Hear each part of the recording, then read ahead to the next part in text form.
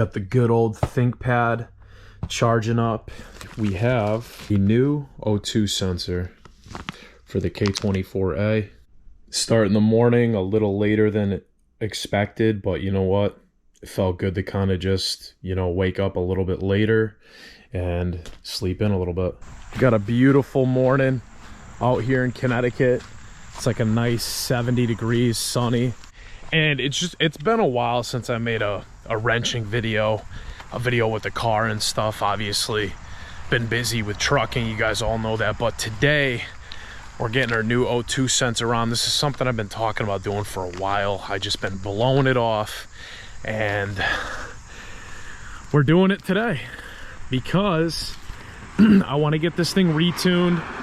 I already paid for my tune over at eTunes. You guys know my tuner is Steve, and usually before I get a retune, I mean it's pretty crucial to have a, you know, optimal performing sensor to make sure that all the data and everything is running good and calibrating good. So sometimes the old sensors obviously might have like gunk on them, or like you know, just carbon and stuff like that. So we're gonna ensure that the whole tuning process goes good and just slap a new O2 sensor on. I'll show you guys how to do that today. It's a pretty easy job. And another thing I have going on with this car is I have an exhaust leak. Make sure you guys give this vid a like. I know you guys like seeing the wrenching videos. Here's the other baby, sitting pretty. One day I'll get you going.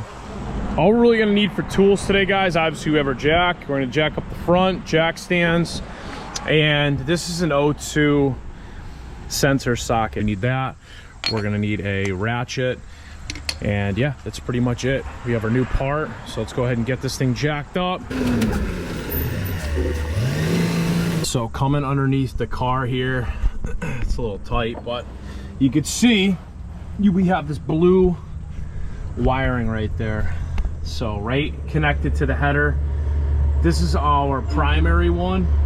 We have a little plastic, we have a plastic connector. I'm gonna go ahead and disconnect it from right here. That's just going up into the harness where it pretty much reads the gets all the input. So the connector is free. Easiest way to do this, I would just put the socket on. So just trace the line up. Put the socket on first, wrong way, like so, and then put your ratchet in afterwards. I might need a bigger ratchet because this thing's been on here forever too. I got it. There we go. Easy fix, guys. See, I was blowing this off. See how this thing looks. Honestly, it doesn't even look that bad, guys. So I'm like super anal, always check my parts. So let's go ahead and match these O2 sensors up and see if they are identical here. Let's see the length. Yeah, so guys, they're literally the same length, so that's definitely a plus. Always try to keep up on the tuning process and things like that, you know, just to keep up with everything, make sure everything is, you know, up to date. So let's go ahead and get this thing screwed back in carefully here. So I got this O2 sensor off of Amazon, and I was a little skeptical on it, but I had a buddy order it and he said it was good. So shout out Phil for, you know, coming in clutch with the part find and stuff, because this was a really good deal.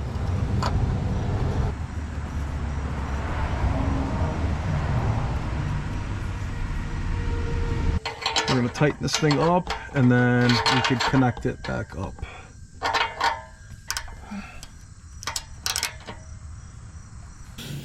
What we're gonna do is come through here, through this wiring, right? Just to kind of tuck it up out of the way. We can connect it right here.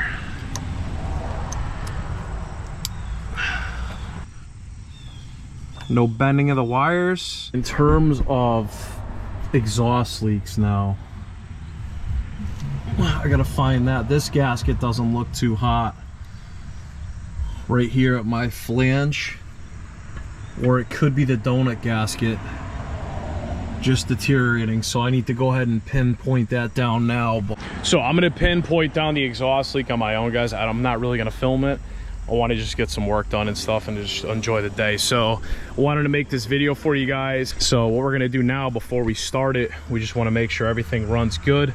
I'm just gonna disconnect the negative terminal here and kind of just reset. You don't really have to do this, but I mean, we did put a new sensor on, so leave that off for like a minute or so. Once the battery is reconnected, I'm gonna go ahead and start the car, pretty much make sure everything's running good, which it should, and then I can go ahead and start the retune process. I gotta drive this thing around, do some data logging, and then I'll probably update you guys.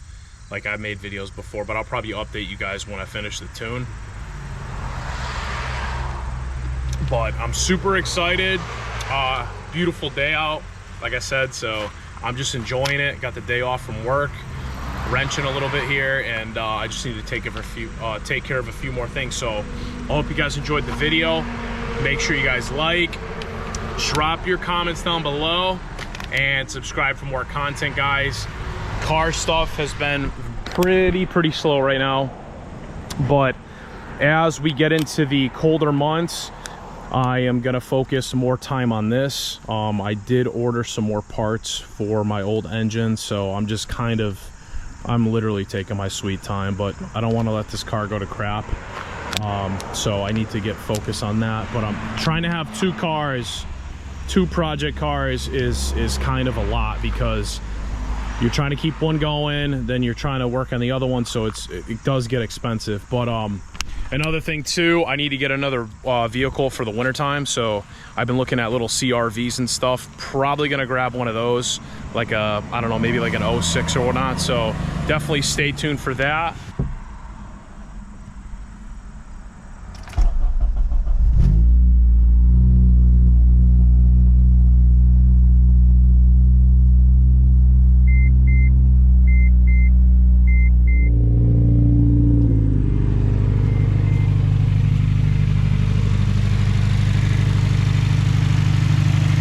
Probably just gonna wait. I honestly don't even have any gaskets, guys. So if any of you know where I can get, and I'm sure I can get them on eBay or something, but if any of you know where I could get 3-inch exhaust gaskets for a God Snow exhaust, drop your comments down below. I'm not sure, maybe the Skunk 2 gaskets will fit as well, but I need to get some decent gaskets. Remember, never stop wrenching.